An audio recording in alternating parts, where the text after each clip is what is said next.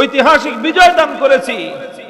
সাহাবায়ে কেরাম অনেকে তখন বুঝে নাই, তৎক্ষণাৎ অনেক সাহাবাদের বুঝে আসে নাই, কিন্তু আল্লাহর কথার উপর ঈমান, আস্থার বিশ্বাস ছিল ঠিক।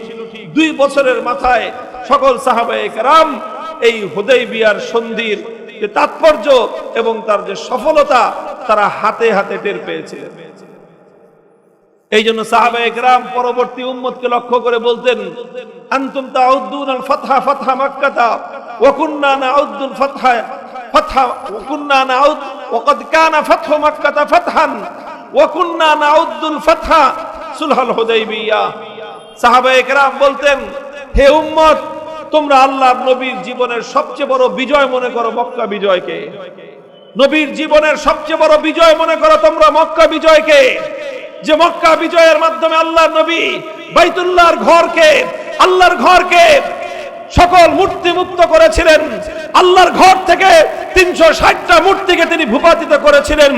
মক্কা বিজয়ের মাধ্যমে যেই নগর থেকে আল্লাহর নবী বিতাড়িত হয়েছিলেন, যেই নগর থেকে আল্লাহর নবী জুলুম এবং নির্যাতন সহ্য করে যেখান থেকে তিনি প্রস্থান করতে বাধ্য হয়েছিলেন, যেই শহর তিনি ছাড়তে বাধ্য হয়েছিলেন, যেই শহরে তার জীবনে সবচেয়ে বেশি জুলুম এবং নির্যাতন সহ্য করতে হয়েছিল, মক্কা বিজয়ের মাধ্যমে আল্লাহর নবী সেই মক্কায় আবার বিজয়ী বেশে প্রবেশ করেছিলেন।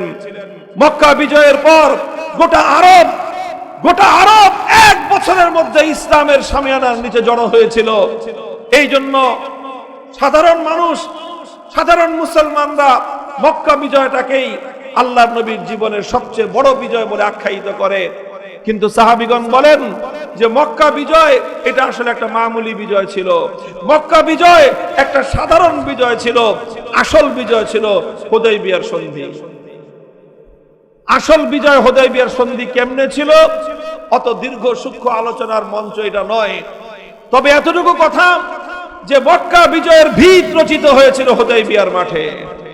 যদি হুদায়বিয়ার মাঠে আল্লাহর নবী সেভাবে সন্ধি না করতেন তাহলে মক্কা বিজয়ের জন্য এই উপযুক্ত পরিবেশ তৈরি হতো না।